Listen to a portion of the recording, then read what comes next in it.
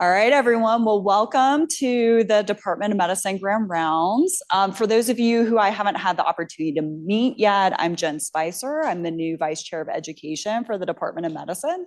So hope to have the opportunity to work with many of you over the coming months. Please feel free to reach out if you ever have any suggestions for Grand Rounds in the future.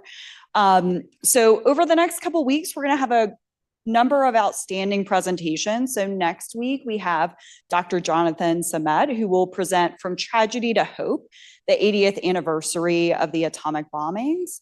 And then the following week, we're going to have Dr. Kara Mold from National Jewish Health, who will be presenting Deciphering the Innate Immune Response to Lung Inflammation.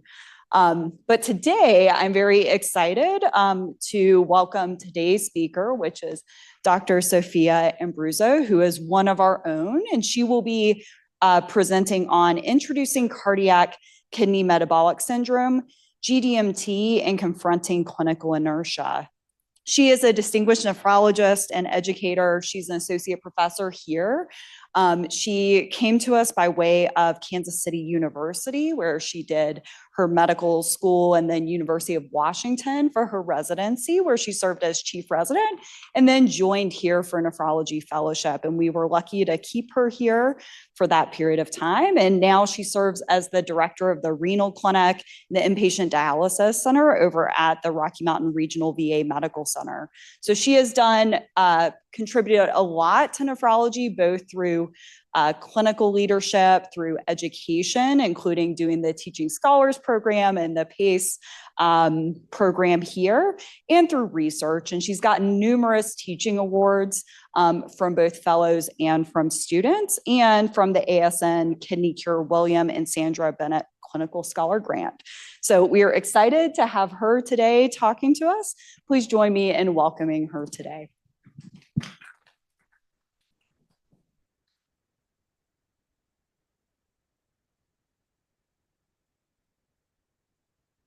Me okay?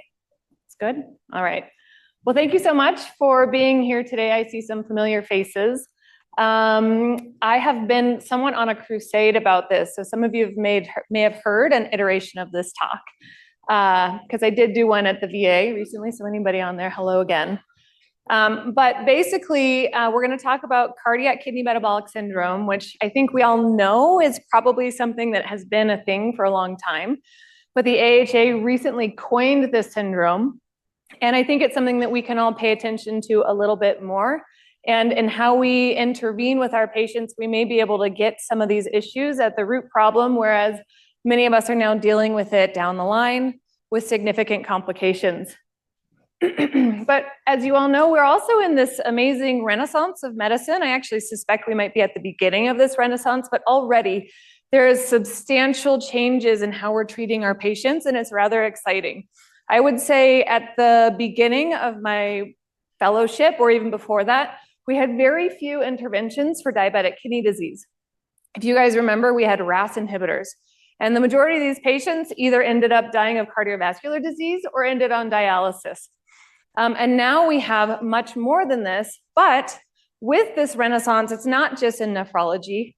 It's across the board, right? And so now the harder thing is keeping up with all of the changes in these recommendations and all of the data that's being put out. So for me, I'm deep in it right now, elbows deep in nephrology. It's easier for me to stay up to date on some of these things. I'm a general nephrologist. I'm at the VA, so I see diabetic kidney disease, I see hypertension, I see chronic kidney disease every day, and that's what I do most of the time. But basically, this is going to be for how are we going to be trying to treat these patients and empower you all to do it yourself. So starting out, diabetes mellitus, the epidemiology, we know it's about 10% of the population. I think this was 2017 data. The US prevalence of end-stage kidney disease from diabetes is 40%, and worldwide is about 50%. So approximately 40 to 50% of all of our patients who have end-stage kidney disease, it is because of diabetes. What I also want to mention here is that most of our patients with diabetes and chronic kidney disease don't even make it to end-stage kidney disease. Most of them die of cardiovascular complications. But we will say 35% of all CKD deaths are attributed to diabetic kidney disease, but diabetes and chronic kidney disease, as I alluded to, are independent and additive for our cardiovascular disease and mortality. So this highlights something that maybe you all don't pay as much attention to, but more recently we have been so lucky from our data, from the research that we're doing, that we can now use albuminuria as a surrogate for progression or risk of progression of chronic kidney disease. But I do want to just point out that the risk of these two are independent and additive. So basically, for every 50% decrease in GFR, our cardiovascular incidence increases by 2 times. And for every 10-time increase in baseline urine albumin, our cardiovascular event incidence is 2 times higher. And if you want to put that if I can put that into context, if you have a patient that's 30 milligrams per gram, which is the bottom portion of moderate albuminuria, and they go to the top portion of moderate albuminuria, which is 300 milligrams per gram, that's a 10 times increase. So you go from 30 milligrams to 300 milligrams. Probably a large population here is like, is that really that much? For us, we actually think it is. So understanding that that's substantially increasing the cardiovascular risk, and as we keep on going up, our cardiovascular risk is going up, our GFR is coming down. I also like to use this as a way to demonstrate the risk. So up here, this is albumin to creatinine ratio in milligrams per gram, and then this is GFR. And this has actually been adjusted for a myriad of things. This was published by Morgan Grams in JAMA 2023. But what you can see is even when we're in the moderate range or just above the moderate range into severe, as our GFR declines, they are independent and additive. And as we get into the red range, that becomes our very high risk patients. But this is not just for progression of chronic kidney disease. This is for a myriad of other things: all-cause mortality, MI, cardiovascular mortality, stroke, kidney failure, heart failure, acute kidney injury, AFib, hospitalization, and peripheral artery disease. So just to highlight that chronic kidney disease, loss of GFR, and albuminuria independently and additively are contributing to these complications. So this is just trying to drive the point that cardiac kidney metabolic interconnections are very real. And now the next thing that we're trying to pull into this is not just metabolic as a diabetes issue, but also metabolic from an obesity perspective with dysfunctional adipose tissue. Now, we all know that not every obese person is created equally, but we're all very familiar with the population of adiposity with significant inflammation and contributions to disease. So I just want to highlight, we've got excess dysfunctional adipose tissue, hypertension, metabolic syndrome, and diabetes. These are all sort of within the yellow, that's metabolic, contributing substantially to inflammation and glomerular disease. And then also this is going to impact bone mineral disease, albuminuria, proteinuria. We've got some issues with sodium and water retention. And then of course, we've got our intimal remodeling and endothelial injury and cardiac dysfunction.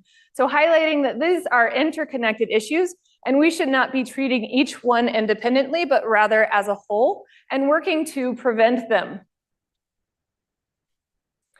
I do want to introduce a couple concepts here. This is not the best figure for you guys to see, but what it's highlighting is the contributions of obesity to chronic kidney disease and glomerular dysfunction. And it's rather substantial. We do see some renal lipotoxicity. We see glomerular hyperfiltration and injury.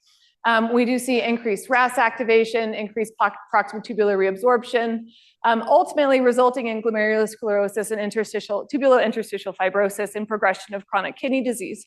So obesity is no longer thought to be something separate, but rather a substantial contribution to the entire process of both cardiovascular disease, diabetes, and chronic kidney disease. This is another concept I do want to highlight here. So we're all familiar with mineralocorticoid receptor activation, particularly in the setting of defending hypotension and volume depletion. Through the standard processes, we've got our RAAS activation, and then we have aldosterone, and aldosterone tells the kidney to reabsorb salt and water, and we improve our blood pressure. However, in the setting, what I will want to mention, mineralocorticoid receptors are actually rather promiscuous.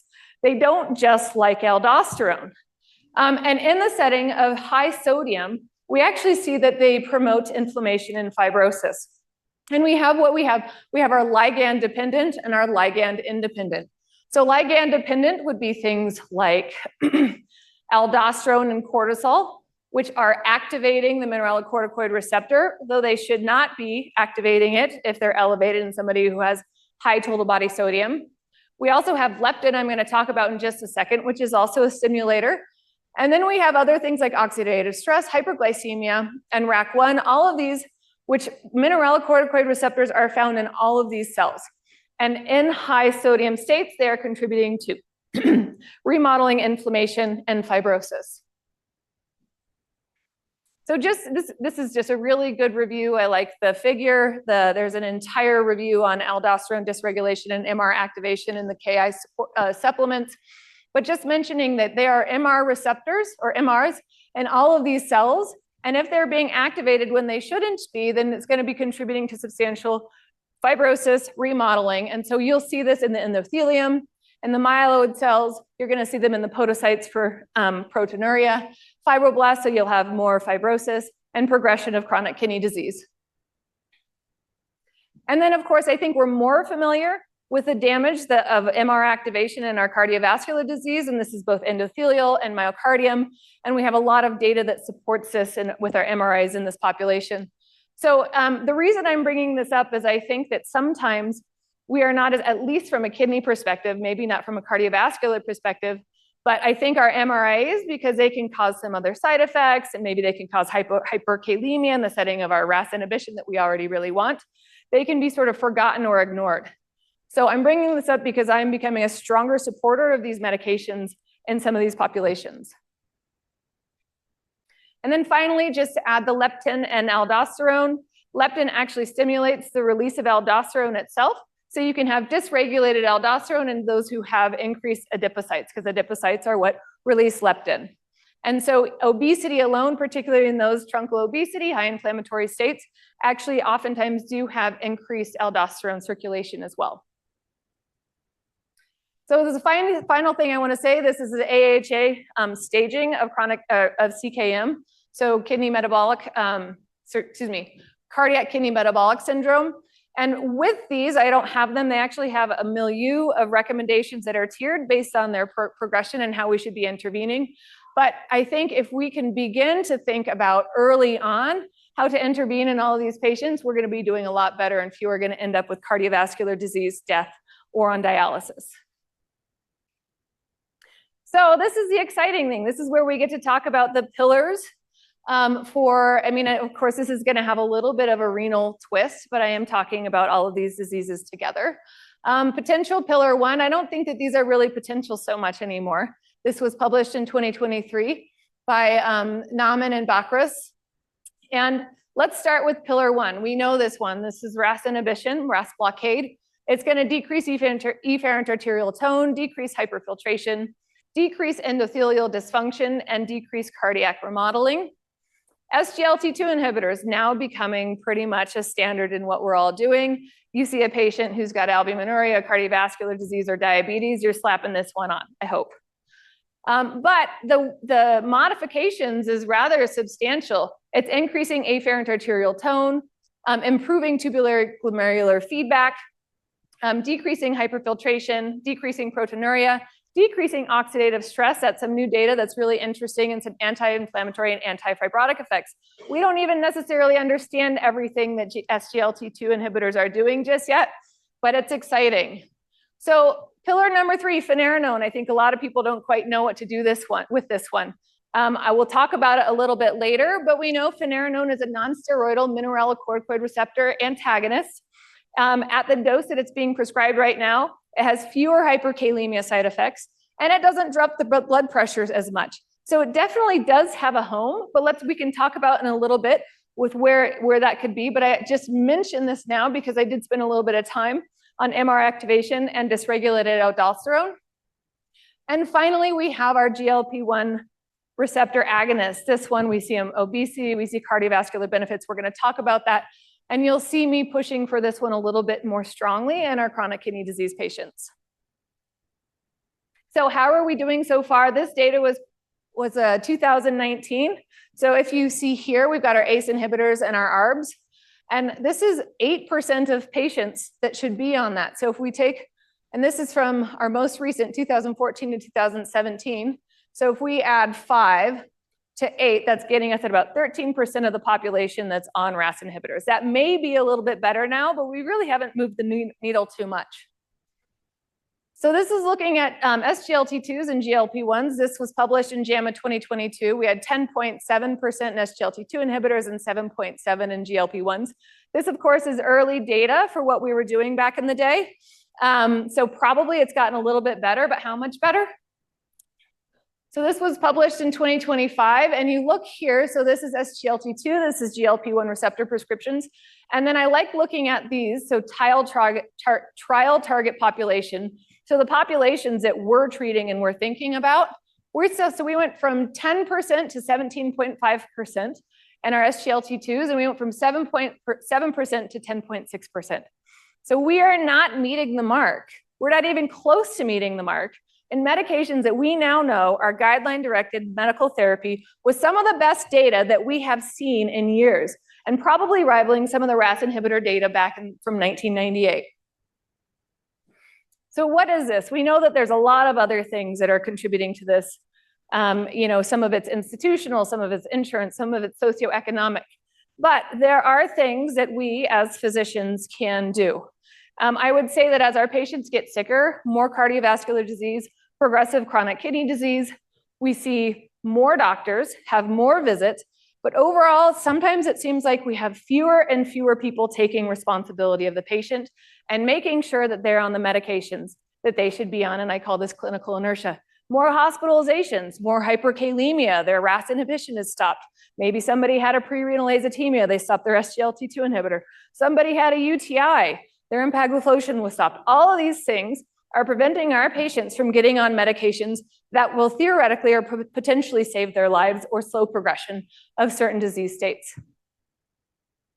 So how can we do that? That is what this is for, or that's what I'm here for. I'm trying to figure out my timing here. Oh, thanks. It's right there. So what we're really to talk about how can everybody else feel more comfortable with our guideline-directed medical therapies when we take into account the very common things our patients encounter because they're medically complex and keep them or get them back on their medications. And then, of course, we need to be abandoning our siloed mentalities, right? So cardiology, endocrine, and nephrology, we all have patients who overlap substantially. I'm supporting that we should be towing the line, stepping on toes, and trying to get our patients on these medications and not be quite so scared of some of these medications. Maybe a nephrologist can start somebody on Entresto, or maybe a nephrologist can up-titrate someone's insulin or down-titrate if they're going to start them on a GLP-1. But really being more comfortable with some of these more common things. These patients all have these problems. A large percentage of our patients have cardiac kidney metabolic syndrome. And leverage our PCPs and pharmacists. I don't know what you guys have here, but our VA-packed pharmacists are phenomenal, and they can do a lot of this up titration themselves, and it's really amazing. Okay, so let's start with question 1. I will read it. We have a 45-year-old patient with a history of hypertension and type 2 diabetes.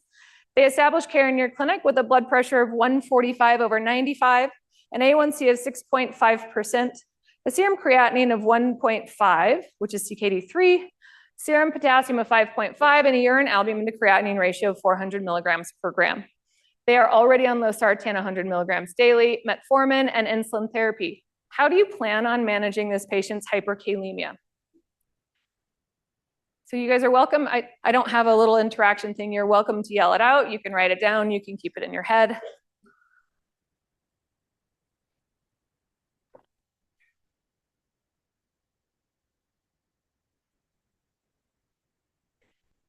This is not as uncommon as you think where I practice.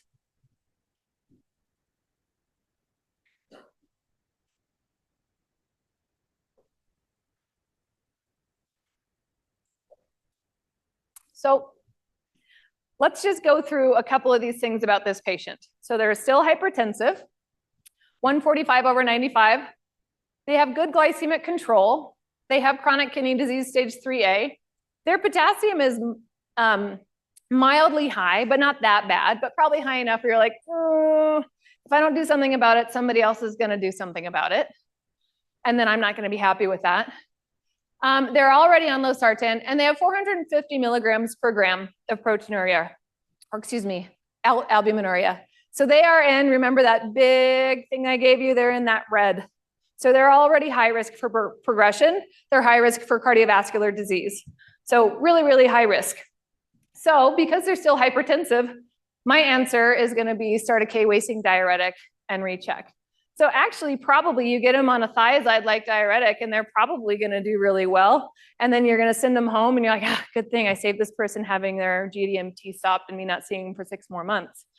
So let's talk about RAAS inhibition and hyperkalemia. I know this seems like old news. I know that all my nephrologists back there are kind of like, oh, I know, preaching to the choir. But if you look at this, so this is our hypokalemia, hyperkalemia curve. And you even see in mild hyperkalemia, you have an increased mortality risk. I'm going to ignore this slide because a lot of people think that it's from malnutrition and everything like that. But look at this, as we go up in complexity, our mortality risk goes up too. So that is such a conundrum, right? The patients who stand to benefit most from RAAS inhibition are the patients with the highest mortality risk, and they're the patients who with the highest risk of being hyperkalemic. So this is a bit of a challenge. So let's talk about this. We know that for patients, they're the reason hyperkalemia is the most common reason for not starting RAAS inhibition. I just want to point out this is renal artery stenosis up there. And then it's also the most common cause for discontinuing RAAS inhibition. So it's a real problem. I mean, everybody knows, even if you're an emergency medicine doctor, your job is to slap a Band-Aid on it. That's the easiest, lowest hanging fruit to get somebody's potassium down. And then to be able to feel comfortable that they can send them home. And then they're like, follow up with your nephrologist who has no spots for 6 months. And then they're off their GDMT for 6 months because they see their primary care, they're like, I'd really rather the nephrologist to manage this because they have a really bad kidney function. And this is what happens. It's no joke, it's real. So why can't we talk about it more and figure out how to manage it? Well, let's see here. So hyperkalemia. So for patients who had hyperkalemia induced discontinuation of RAAS inhibition and heart failure and CKD, I want to mention that these patients had a mean GFR of 41, but 18% of them had their GFR of 15 to, that's supposed to be 30, 15 to 30. And some of them even had less than 15. But you see, for those who had their RAAS inhibition stopped, they had increased all-cause mortality, and these are at 2 different cohorts, Manitoba and Ontario cohort. And all of these here all had increased all-cause mortality, cardiovascular mortality, fatal and non-fatal events, and dialysis initiation. So stopping for hyperkalemia, perhaps that risk curve is actually related to the fact that they're getting their RAAS inhibition stopped. Their guideline-directed medical therapy. I do have other data to support that. I just don't have time to show it to all of you. So let's talk about, is RAAS inhibition harmful in advanced chronic kidney disease? So this was a STOP-ACE trial. It was published in the New England Journal of Medicine in 2022. And it looked at kidney outcomes in advanced chronic kidney disease, so GFR less than 30, in patients where the RAAS inhibition was continued compared to those where it was discontinued. And these are the primary results, and the outcome was GFR at 3 years, and there was no difference observed between the groups. So stopping it didn't change if their GFR was going to decline. And I do want to highlight too, these patients, their median GFR was 18. So their GFR was very low, and even if their GFR dropped below 20, it didn't make a difference. And that's actually really severe, so probably didn't make a difference because they have terrible kidney function, but it didn't make a difference, and no one else, it didn't make anybody end up on dialysis. So next, the question is RAAS inhibition beneficial in patients with advanced chronic kidney disease? So this was published in JASN, and basically it was a target trial emulation study. It looked at patients with a GFR ranging between 10 and 60. The median was 40. And patients had discontinued renin-angiotensin inhibitors. And then 37% of them had them restarted within 1 year. And this was the outcome. So Basically, the composite outcome was initiation of kidney replacement therapy, decline in GFR, kidney failure, and what we saw is in the patients that had their RAAS inhibition restarted, they did better in all of these, and there was no greater incidence of hyperkalemia. So perhaps getting these patients back on these medications and trying to do it in rapid succession is not a bad idea. And then the last one was, this was a systematic review published in Annals.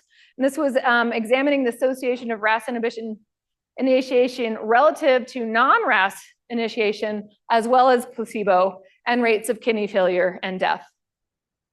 So just to highlight here, this is the overall cohort. This is RAAS compared to placebo, and then this is RAAS compared to another antihypertensive. And what you see, and you see cumulative incidence of kidney failure replacement therapy, the patients who were on RAAS inhibition did better than the others, so placebo or other antihypertensive. I will highlight, and I don't have the data here, from all-cause death, there was no difference that was observed, and that's probably just because these patients are so sick and they have such advanced chronic kidney disease that they die of cardiovascular disease anyways, and probably we were not going to move a mortality needle like that. I do want to highlight 24% of these patients had a GFR of less than 20. So let's not be scared of that 20 is what I'm saying. Let's see if we can be a little bit more comfortable and not say GFR is too low for a RAAS inhibitor. Maybe we can even start one. So just to highlight, for hyperkalemia, before we decide to stop it completely, if it's severe, stop it, reevaluate, do all the therapies, but review concurrent drugs, moderate potassium intake. That's a little bit, that's a double-edged sword, but moderate potassium intake, particularly processed foods. Consider a diuretic if they're hypertensive. If they are acidotic, you could do sodium bicarbonate, or we've got these really good K binders these days, much better than K-oxalate, that are, if you can convince your patient to have powder every day in a slurry, we should do it. And then for our patients who have a GFR less than 30, and they have a greater than 30% increase, I'm gonna get to that one, sorry, I think. No, oh yes, I am. The last thing I do wanna add, this was a meta-analysis done by a good friend of mine looking at SGLT2 inhibitors and hyperkalemia, and this was a meta-analysis of the Canvas, Credence, DAPA, CKD, Declare, EMPA, and Virtus, and all demonstrated that it actually reduces the risk of hyperkalemia by approximately 16%. So maybe you start your patient on a RAAS inhibitor and an SGLT2. Sometimes I will like, blood pressure's pretty low, but they're not on an SGLT2. I won't start a thiazide, but maybe I'll start an SGLT2 inhibitor. So again, in our advanced CKD patients, we do see the GFR drop. That is telling us the drug is working. That is a physiologic process that happens to around the glomerulus, and we want to see that drop at least a little bit. But if it's greater than 30%, maybe we want to review for causes of AKI, correct volume depletion, reassess if there are other medications that might be driving it, consider renal artery stenosis. You can consult us on that one if you want. But try and keep these patients on these medications. That is what we're going for. The last thing, another plug on SGLT2 inhibitors, which I'm going to talk about again, is that this was a post-hoc analysis of the Credence and DAPA CKD trials. And the SGLT2 inhibitors also reduce the risk of permanent RAAS inhibition discontinuation. So again, another plug, maybe these guys want to be friends. And I don't think that you need to up-titrate one before you start the other. And I'll talk about that in a little bit. I'm going to skip that for now. Okay. So our guidelines here, hyperkalemia associated, this is our KDIGO 2024 guidelines. Hyperkalemia associated with RAAS can be managed by measures to be able to keep them on the drug. Continue those medications unless the serum creatinine rises by more than 30% within 4 weeks.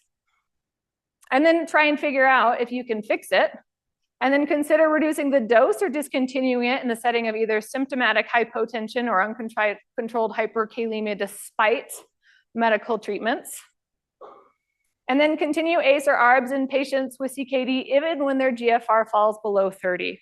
And I'd push you down to below 22, as long as you can manage the hyperkalemia safely. Okay, question 2. What is the lower GFR limit for starting an SGLT2 inhibitor? And what GFR should you discontinue an SGLT2 inhibitor?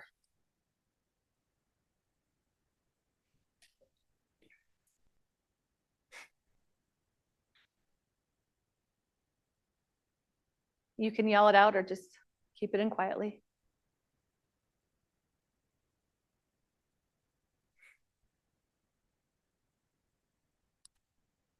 So this is one of the ones where it's just easier to know this because I've been in it, or maybe you guys have heard me like tell you time and time again. I don't know if I see anybody from my clinic, but the answer is B. And the CKD epi is the first trial that goes down to 20. And as of right now, we want to continue until we start dialysis. We have trials that are underway looking at it in dialysis. We actually have data that says that it's safe in dialysis. We don't yet know if it's efficacious. But we also have trials underway, and I'll show you a little bit of data in a second, that suggests maybe we can do it with a GFR below 20. So stay tuned for that one. I don't want anybody to have their SGLT2 stop for a GFR that goes below 20. That is the one thing. You'll just have me start twitching. Okay, question 3. You started your patient on an SGLT2 and the GFR dropped greater than 30% down to 17. What is your next step? So this also has a physiologic effect on around the glomerulus, and it will drop GFR. That tells us it's working. But we do have this sort of arbitrary cutoff about whether or not we should be comfortable with it or not. We don't know quite where that number came from. I think it was George Bacris. He sort of put that one out there. Okay. This answer I tried to make really obvious, but we want to evaluate the patient for other causes of AKI. Sometimes we start them on this and they're already on a diuretic and we just dehydrate them. Back off on their diuretic. Sometimes it just drops their blood pressure too low. Sometimes they lose their appetite. There's all sorts of things, but you want to evaluate for causes of AKI. You can stop the SGLT2 inhibitor for signs of volume and then resume it once you've corrected the abnormality. So let's talk about our SGLT2 journey. I know this is something you guys are more familiar with. I'm happy to hear that. We've got our cardiovascular outcomes, our trials among heart failure patients, and then our CKD population. But we know that this is a kidney and cardiovascular drug. This, a good friend of mine made. If you guys know me, I am obsessed with visual abstracts. But Credence, I was so excited when this came out. And then we had DAPA-CKD. This was the first one with or without diabetes. And this brought our GFR down to 25. And then IMPA kidney came out, the biggest one so far. And GFR went down to 20 or 25. And this inclusion criteria is specific that it does not require the requirement, excuse me, that's redundant. The requirement of albuminuria was not there. And then this is a urinary albumin to creatinine ratio over 20 and a GFR of 45 to 90. These patients are with or without diabetes. So we'll talk briefly about this. I do want to highlight they designed this specifically to make sure there was a 50% of cohort without type 2 diabetes, so it was appropriately powered in that population. And then I'm just highlighting again, there is a population that was included with more severe chronic kidney disease that is suggesting that albuminuria is not necessary to prescribe this drug. And 10 milligrams, I'll just highlight. There's very little data to support up-titrating this drug, just to say. So don't waste your time up-titrating this drug if you're not getting to your goal. Move to other things. Okay, so this is the actual trial. What I want to highlight in is our primary outcome.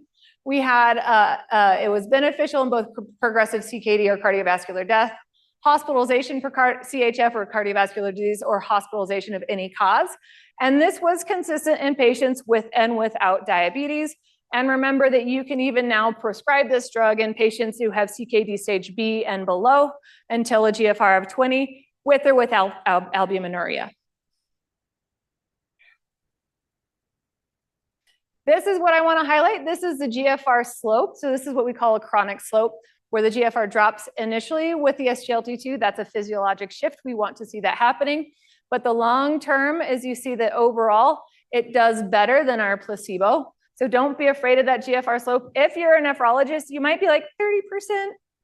I'll see what it does before making changes. It kind of depends, but feel free to talk to one of us about it. But I just want to say we expect this. If you see that drop, that's a good thing. You usually will see a concurrent loss of albumin or improvement in albuminuria as well. So here's credence, DAPA-CKD, and EMPA-kidney. That's our SGLT2 class effect so far. I look forward to revising this in the future. And then that's because of this. So we've got our DAPA-CKD, advanced CKD. This was not published yet. This was released in ASN, October 2024. I want to highlight GFR less than 20 here. That was 53 to 57% of the population.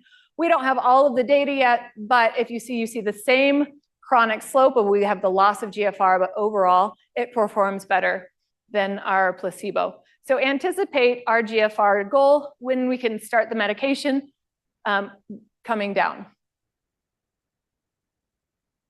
So these recommendations treat patients with type 2 diabetes, CKD, and a GFR over 20 with an SGLT2 inhibitor. That's 1A class. If they have CKD, you want to treat them with an SGLT2 if their GFR is greater than 20 and ACR over 200, or heart failure irrespective of the level of albuminuria. And then treat adults with GFR of 20 to 45, as I mentioned before, with a urine albuminuria less than 200 with an SGLT2. And that's still 2B data. That's still pretty strong data. And I think we'll see that that data gets stronger over time. Once an SGLT2 is initiated, continue it even if it falls below 20 or if it's not tolerated. And then SGLT2 initiation or use does not necessitate alteration of frequency of CKD monitoring. So you don't have to bring them back in a week or two. That might just scare you. Just bring them back when you would normally bring them back. They don't need intense monitoring. Okay, we are now shifting gears.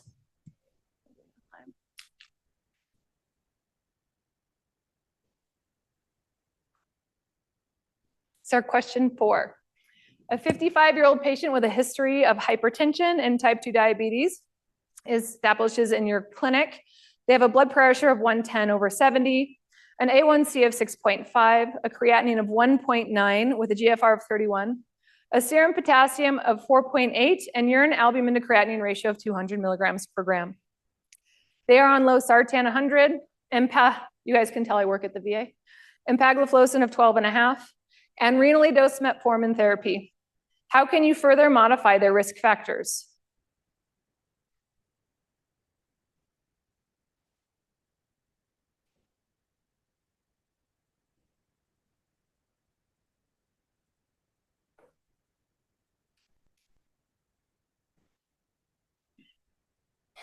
So I'm just going to go through the stim really quick. So this patient, they have a blood pressure of 110/70. That's pretty respectable. I don't feel like I need to push that down much more. Their A1C, they have good glycemic control. They do have chronic kidney disease. Their serum potassium is 4.8. I'm okay with that. And the urine albumin to creatinine ratio is 200 milligrams per gram. So it's smack dab in our moderate range albuminuria. They are on losartan. They're on empagliflozin 12.5. And they're renally dosed metformin therapy. So what can we do? I wouldn't start spironolactone. We're just going to drop someone's blood pressure a little bit lower. Increase empagliflozin, I already told you I don't do that. The data is not strongly supportive of that. Even for glycemic control, particularly in advanced chronic kidney disease, once your GFR drops below 45, you don't move the needle in glycemic control. So there's no need to do it. Don't waste time doing it. So my answer is start finerenone. So finerenone, as I mentioned, is our non-steroidal mineralocorticoid receptor antagonist. Finerenone at this dose has lower risk of hyperkalemia. It still has it because it's still an MRA. And it has a lower impact on blood pressure. So this patient, I would probably start him on finerenone. So that brings us to Fidelio DKD. This was published, can't remember, 2022? You would know this.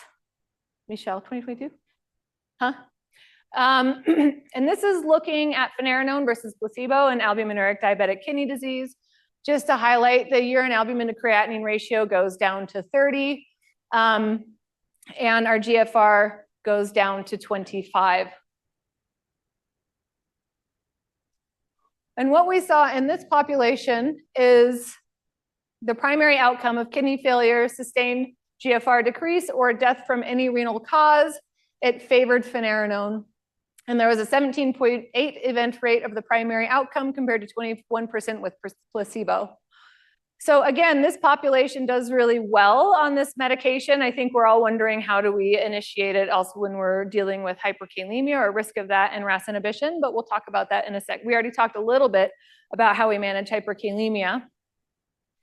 And then I do want to highlight, there was still some hyperkalemia. I would say for serious or hospitalization, 1.4 versus 0.3% over a large swath of population. That is still substantial, but it's not as substantial as spironolactone. So these are the recommendations for starting finerenone. So actually 4.8 is the cutoff to start somebody. It's okay for you to use other methods to get them controlled if they're willing to do it. Start them at 10 milligrams and try and up titrate them as long as they remain sort of in this range. As long as they remain under 4.8. You want to keep them here, but you can get them up to 20 milligrams per gram if you need to. And once the K gets to 5.5, I am a little bit less conservative with that because no one I know who's outside of nephrology is comfortable with 5.5. So that puts them at risk of having some of their other medications stop. So sometimes I'll be a little bit more conservative about tolerating a 5.5, maybe 5.3 is what I'm more comfortable with. So I do just want to highlight there's other really strong data in finerenone.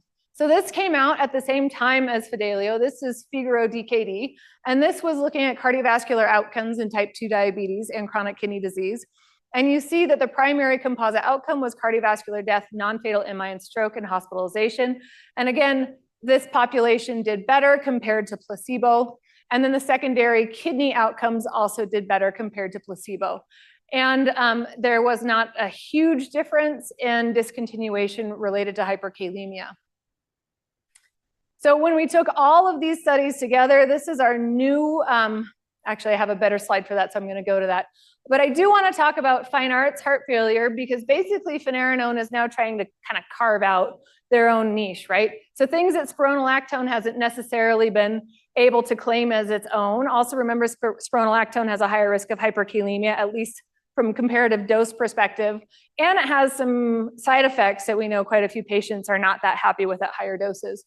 But what's the fine arts was looking at patients with mildly reduced ejection fraction and preserved ejection fraction.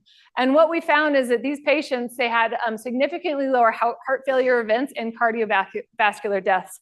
So when I'm coming back to this entire like MR activation and aldosterone dysregulation, I do feel strongly that trying to get an MRA in these patients, I think finerenone is one of them that's a possibility, is something we should be considering.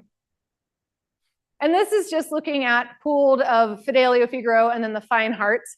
Interestingly, it failed to demonstrate significant reductions in cardiovascular death, but from death from any cause, heart failure, hospitalization, and composite kidney outcome, it was favorable.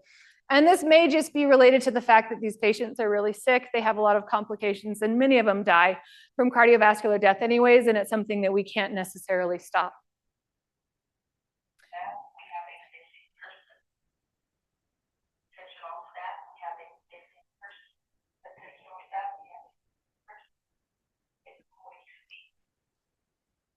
It's rather vague. Are they in here?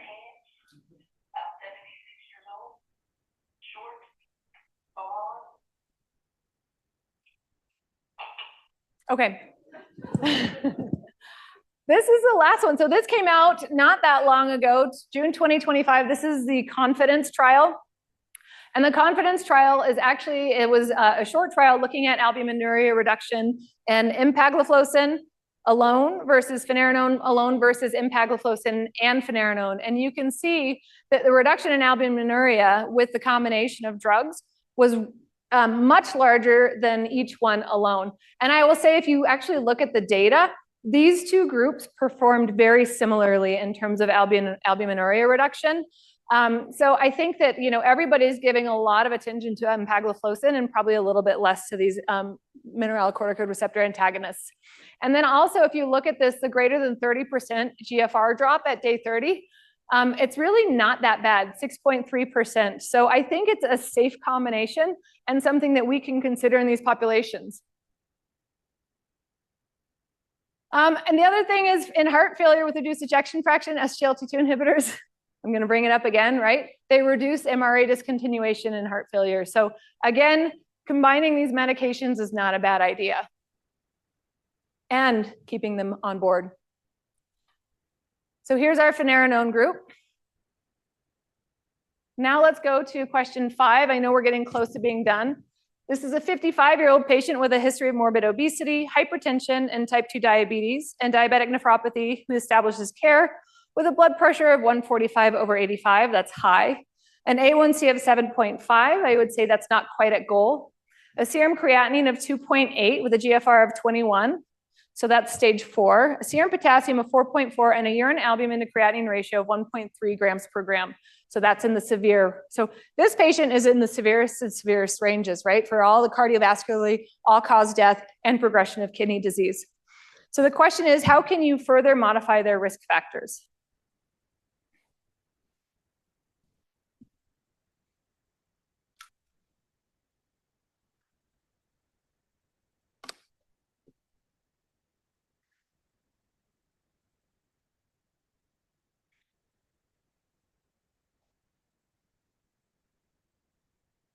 Each one of them seem kind of okay, right?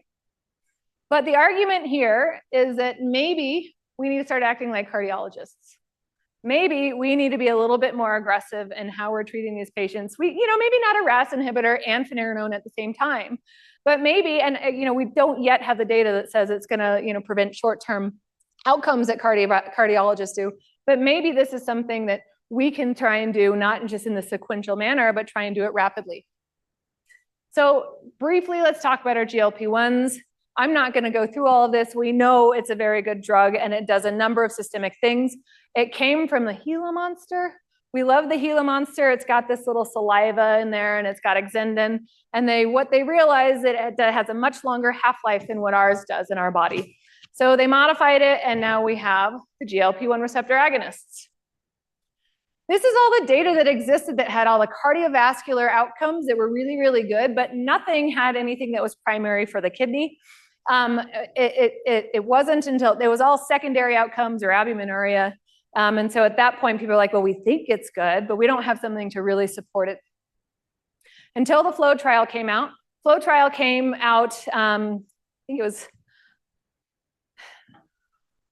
it was discontinued in October, I think, of 2023 early because it was not ethical to keep the people on the placebo because it had such good benefits. So it was discontinued early. Oh, thought it was going to be a long one. Okay, so this is looking at one-time weekly semaglutide sub-Q versus placebo in patients with type 2 diabetes and chronic kidney disease. And what we saw, the primary outcome is major kidney disease events, composite of the onset of kidney failure, at least 50% reduction in GFR from baseline, or death from kidney-related or cardiovascular causes. And so what we saw was there is significant benefit in that primary outcome. And as they met this one, then they moved on to the next one. And we saw significant benefit in every subsequent outcome that they looked at. And again, you see this chronic slope going across. What I want to highlight here is that this is the first time, usually we see reduction in albuminuria that drives a lot of these kidney outcomes. This is the first time that we actually saw reduced reduction from baseline in eGFR. So this is the first time we might even see that eGFR's needle can be moved and not just albuminuria, which is kind of exciting. I think some of us are like, is there a potential in the future for reversal of CKD? I don't know, but maybe partially. And then down here is just a highlight. This is looking at cystatin C. I know it's hard to see, but maybe this is also suggesting this drop is not related to weight loss, but it's independent of that because we also saw that it occurred here. We saw the benefit in cystatin C as well as GFR. And then I'm skipping on the flow safety for now because I want to get to this next one. This is a SMART trial. This was published in Nature Medicine in 2025. I don't know why it's not getting more attention. But basically, it's looking at patients with chronic kidney disease without diabetes who were put on a GLP-1. And what you see is you had a 52% reduction in albuminuria. So this is pretty substantial, 52% reduction. Remember what I said at the beginning, albuminuria is a surrogate for GFR. And so if we can move the needle on albuminuria, which is a lot of what moves the needles in some of our other trials, we will see that these medications without diabetes are going to benefit these patients. And this is I took this also from ASN, but this is just to represent that this was independent of weight loss. So there's something else about the drug that's driving this as well. It's hard for me to describe this one. Again, a good friend of mine gave this slide to me. But this is also demonstrating that SGLT2s and GLP-1s are independent and additive. So we should be doing all of it. So this is at least what the study demonstrated, but there is no GFR that would keep us from putting someone on a GLP-1. So go ahead and give it to everybody you think deserves being on it. As long as the insurance companies will let you do it. But the more we use it, the more we'll be able to have it available. So this is the last thing I want to talk about. I know that I'm 3 minutes into my Q&A, but I do want to talk about this because it's how are we going to prescribe this? And it's not just all of the things we just talked about, but it's that last question that I had. It's like, let's act more like cardiologists. Let's not wait 3 months after we titrated someone's RAAS inhibitor, and then we get them on an SGLT2, and then we get them on an MRA. But it's how are we going to do this, particularly individualizing how we're treating our patients based on their risk. So these orange and red are the highest risk. Can we individualize it where we're getting them on these medications? And so this is traditional. This is accelerated approach, probably what most people are getting, but can we get to a more rapid sequence approach and let it be driven by their individual needs? So again, if we've got someone on an ACE and ARB and we need to up titrate it, get them on an SGLT2 at the same time. If they are obese, this is a harder one to do, but if they are obese, or if they have uncontrolled diabetes, or if they're on insulin, get them on a GLP-1 RA. Non-steroidal MRAs, if they're already on their ACE, why don't you start an SGLT2 and a non-steroidal together? So all these different things that we can try and be more aggressive in these patients is going to benefit them in the long term. And again, just to demonstrate, this is easy to find. You can find the KDIGO heat map, and it's just helpful. It's actually helpful for patients. It's helpful to demonstrate to out there. I use it for trainees all the time. And to say, these are the patients at the highest risk, and it'll surprise you how many of your patients probably fall into that category already. This is also the kidney failure risk equation. You can punch in it's called the KFRE. You can punch in a bunch of parameters to it and get an idea of, the risk of dialysis in 2 and 5 years. And it also gives recommendations on how you can slow that risk or improve that risk. These are some resources if this is being shared. The conclusion, I think I've probably hammered my points down enough. And then the rest is for questions, and thank you.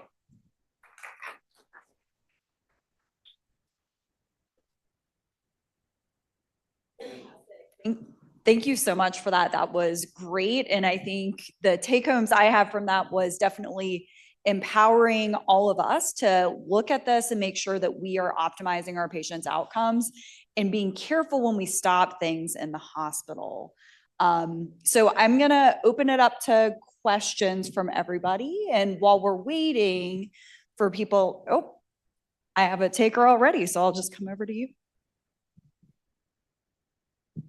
Sophie, thanks. That was really, really terrific. Thanks for highlighting some key data for CKM syndrome.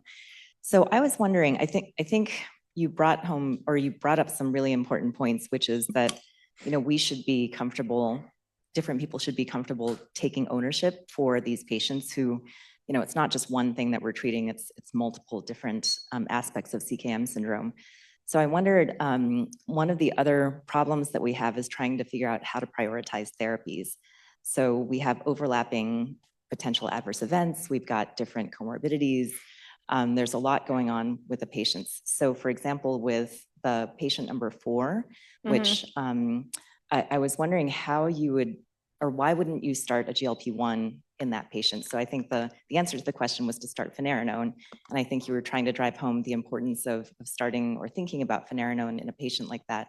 But if you, faced with that patient, why would you not start a GLP-1 instead? Let's go to that question to remind me, because I don't, was their A1C controlled? Were they on insulin? And on insulin.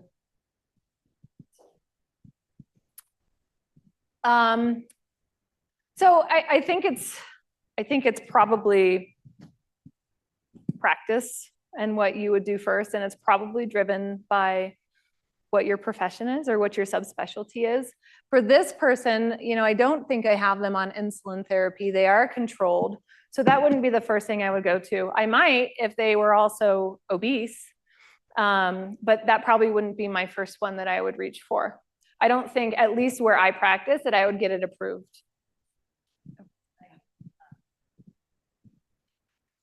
And I know, there's no comparative trial between finerenone and semaglutide, so it's not like we have flow compared to the Fidelio or Figaro. But I guess I would argue, looking at the absolute and relative risk benefits that we get with semaglutide in a patient like this versus finerenone, 13% risk reduction versus 20 or 25%, I might argue for GLP-1. I think what we're trying to have all of our patients treating type 2 diabetes patients in this situation is just, no matter what the A1C is, we're thinking about these therapies. And granted, we don't have great data, randomized control trial data for combination therapy, but there's lots of kind of analyses out there suggesting benefits, as you showed. So anyway, just arguing that there's many different things we could do. And but I think we all have to be more comfortable starting, for example, endocrinologists starting finerenone, and everyone's starting GLP-1s. Yeah, I totally agree with you. I think this is somewhat made around our current constraints. But some of the things we're beginning to discuss is our goal for A1C, at least patients who are not on insulin, is probably going to change with these GLP-1s. We don't have to target an A1C of 7, which is still abnormal. We can actually target something lower. So I think your point is well taken. Within our current constraints, it's not easy to get that approved. But I absolutely think that this will change over time. That's a great point. And I think we have time for one more question.